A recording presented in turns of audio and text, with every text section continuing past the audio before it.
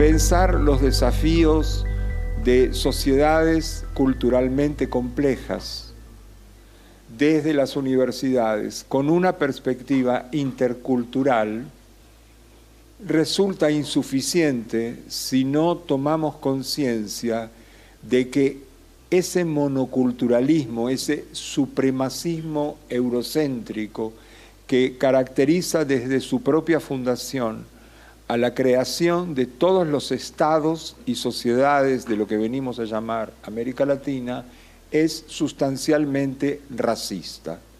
Pensar la interculturalidad, si no la pensamos junto con el racismo, y pensar las transformaciones con perspectiva intercultural, si no las pensamos en una perspectiva antirracista, puede acabar siendo algo así como un gesto mera y miserablemente decorativo. El racismo no solo se expresa y ejerce a través de normas y prácticas abiertamente visibles, que es lo que designan las expresiones segregación racial y discriminación racial. También opera a través de desventajas económicas, políticas y sociales acumuladas, cuya existencia ha sido naturalizada y se ha vuelto casi invisible para la mayoría de los actores sociales. La idea de racismo estructural resulta sin ninguna duda útil para destacar el papel del racismo en la construcción y reproducción de las sociedades contemporáneas, pero algunos de sus usos y aplicaciones resultan inconvenientes para diseñar e implementar intervenciones efectivas para combatir el racismo. La idea de racismo estructural frecuentemente se entiende como si el racismo fuera una fuerza que viniera de afuera del propio contexto de actuación. Se lo percibe como algo que está más allá de la propia capacidad de intervención. Creo que es necesario diferenciar entre tres tipos distintos de factores reproductores y naturalizadores del racismo en la educación superior, específicamente.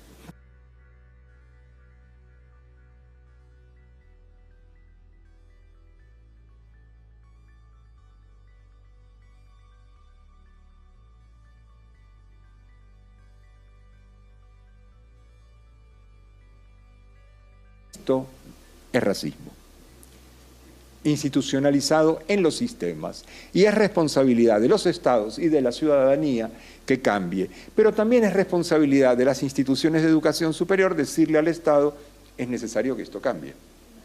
Y además, ¿cómo puede ser de calidad una educación superior monocultural en países que son culturalmente complejos? ¿Cuál es el concepto de calidad? A lo largo de la historia, los sistemas e instituciones de educación superior han desempeñado importantes funciones en la reproducción y naturalización del racismo. De manera análoga, también podrían desempeñarlas para avanzar hacia su erradicación.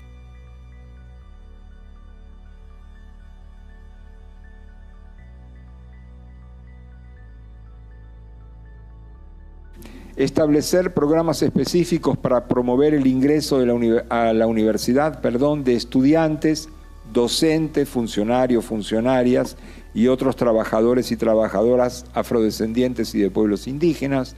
Establecer programas de acompañamiento para conocer, póngase atención, los problemas que las y los estudiantes de estos pueblos deben enfrentar una vez que han ingresado.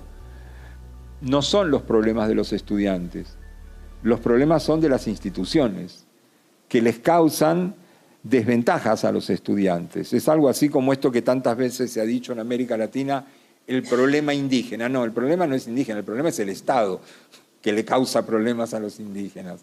En lo que hace a las instituciones, el problema no es de los... O sea, a ellos les causa problemas, pero lo que les causa problemas son las características del ordenamiento sistémico, sistema de educación superior e institucional. Y hay que establecer correctivos en ese nivel. No es que hay que, entre comillas, adoctrinarlos a ellos para que se adapten, no. Hay que cambiar las instituciones. La complejidad del problema requiere dirigir los esfuerzos más allá del ámbito académico. Para esto es necesario asegurar la participación activa de organizaciones y comunidades de afrodescendientes y de pueblos indígenas. Esto es imprescindible para erradicar el racismo en la educación superior. Y es necesario no solo limitarnos a lo que pasa dentro de las casas de estudio, sino que es necesario incidir en la formación de opinión pública y en las instancias de decisión política. La idea de racismo estructural, malinterpretada muchas veces en el contexto de los sistemas y de las instituciones de educación superior, sirve o funciona, no diría sirve, como si fuera intencional, pero opera inconscientemente, como señala Gastón Bachelard al hablar de la idea de obstáculo epistemológico, para que demos por sentado que todo lo que pasa es racismo estructural, pero además para que demos por sentado que el racismo estructural está allá afuera. Nosotros circulamos entre septiembre y diciembre del año pasado este cuestionario para relevamiento de opinión y fue respondido por 452 personas de 18 países: Argentina, Bolivia, Brasil, Chile, Colombia, Costa Rica, Cuba, Ecuador, España, residentes latinoamericanos en España, Guatemala, Honduras, México, Nicaragua, Paraguay, Perú, República Dominicana y Venezuela. Las respuestas son numerosísimas, así que solamente voy a compartir con ustedes algunos microfragmentos textuales de algunas de ellas, que las he organizado en 5, digamos, apartados temáticos, para que veamos un poco ejemplos en concreto de lo que yo venía exponiendo en aquella conferencia presentada en este video editado. Entonces, voy con el primer apartado: respuestas relacionadas con la persistencia del racismo y la discriminación en las instituciones de educación superior, adentro. Entonces leo, las palabras que siguen no son mías, son fragmentos de respuestas, y leo sucesivamente sin diferenciar unas de otras. Subsisten mecanismos de generación de racismo y discriminación. Las instituciones no reconocen el racismo a su interior. Se observan prácticas racistas por parte de, gravísimo, el gravísimo lo digo yo, docentes, además de estudiantes. Se observa racismo en los requisitos de los concursos para docentes y también en las relaciones interpersonales en las instituciones. Hay poco debate sobre racismo. No se implementan actividades que tiendan a erradicar el racismo en las universidades. No hay recursos financieros específicos destinados para estos fines. Se observa escasa o nula formación docente para prevenir discriminación hacia personas indígenas y negras. Negras es textual de la persona que contesta. Hay muchos esfuerzos locales, pero pocos programas que fomenten espacios para desmontar los mecanismos generadores de racismo y discriminación. No existen programas, acciones, campañas para educar contra el racismo y la discriminación. Ahora voy con otro conjunto de respuestas. Estas las organicé en torno a ideas de monoculturalismo versus diversidad cultural e interculturalidad. Paso a leer sucesivamente. Se observa exclusión de sabios indígenas y afros en los procesos educativos.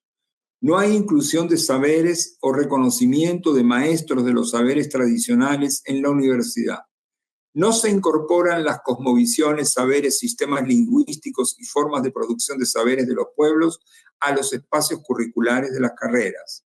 Se observa desprecio hacia los conocimientos de los pueblos indígenas y afrodescendientes. Muy escasa utilización de la producción académica de autores indígenas y afros. Ausencia casi total de contenidos sobre pueblos indígenas y afros en los currículos. Carencia de políticas institucionales que valoren la diversidad cultural, pocos avances hacia la interculturalización de las instituciones de educación superior convencionales.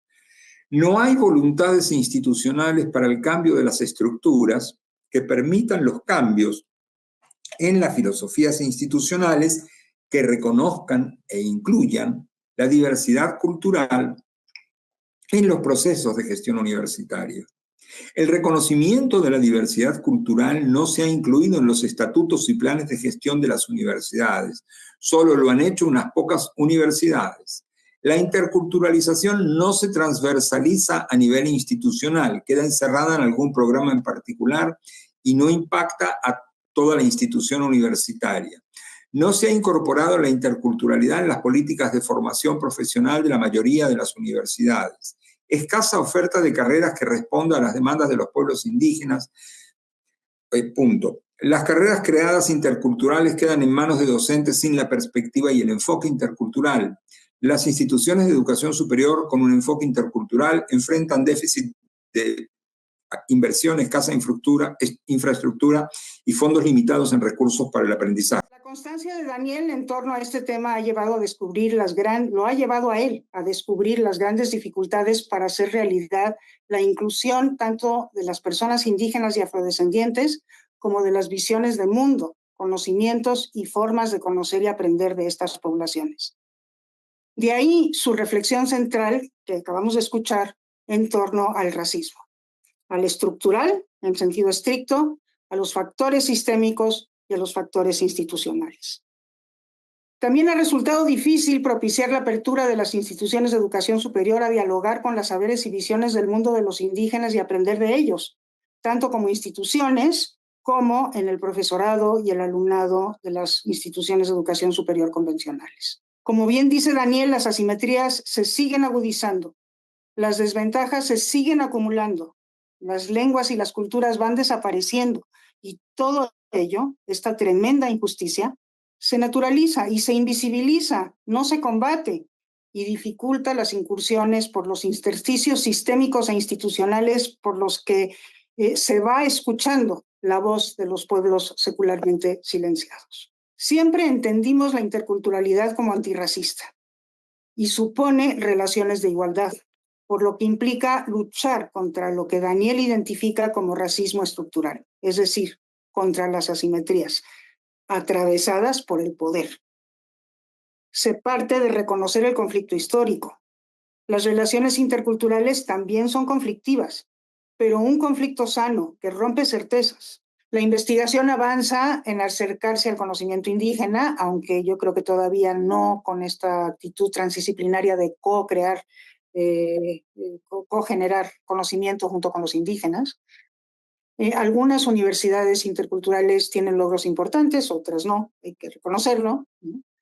Hay que reconocer que las experiencias más autónomas, las que nacen de los propios indígenas, como la UNISUR o la Universidad Comunal, no han podido sobrevivir o enfrentan enormes dificultades para hacerlo, ¿no? O sea, y ahí sí, pues quienes han podido sobrevivir son las que son creadas por el Estado. Pero lo que sí creo que tenemos que aceptar es que el racismo estructural no cede.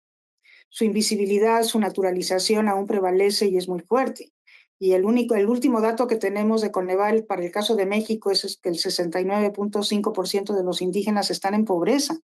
Y bueno, eso nos habla del racismo estructural y cómo prevalece. Y hay que comenzar con la formación de los docentes indígenas y no indígenas para entender el asunto desde los primeros años, formando personas indígenas y no indígenas, conocedoras y orgullosas de lo propio, pero abiertas a las otras y a los otros, capaces de indignarse por las injusticias, capaces de dialogar y de aprender. Y hay que entender la educación intercultural como esencialmente antirracista, como muy bien nos dice Daniel. Indígenas empoderados, conscientes de su valor, conocedores de sus cosmovisiones, claros en sus propósitos, críticos de las estructuras que los discriminan y oprimen, pero abiertos al diálogo con otras culturas y al enriquecimiento mutuo producto de la relación con otros diferentes. Y estudiantes no indígenas, conocedores de la diversidad, que se indignan por la injusticia, que son críticos de las estructuras que la perpetúan, que dialogan y se asombran por la riqueza cultural que desconocían, que se enriquecen a través del contacto vicario y personal con otras y otros diferentes, y que desarrollan el compromiso de transformar esta realidad desde su ámbito de decisiones futuras. Como bien dice Daniel, el racismo estructural no es algo que está allá afuera. Se manifiesta en el subjetivo, en el institucional y en el sistémico. Y la batalla se tiene que dar en los 4 frentes, con diferentes plazos, estoy de acuerdo, pero en los 4 frentes y en todos los niveles del sistema educativo y al mismo tiempo en múltiples agencias de la sociedad. Las universidades han de darse cuenta que sin su participación activa y comprometida en esta y en otras transformaciones necesarias, será difícil ir construyendo sociedades más justas, interculturales, sostenibles y pacíficas.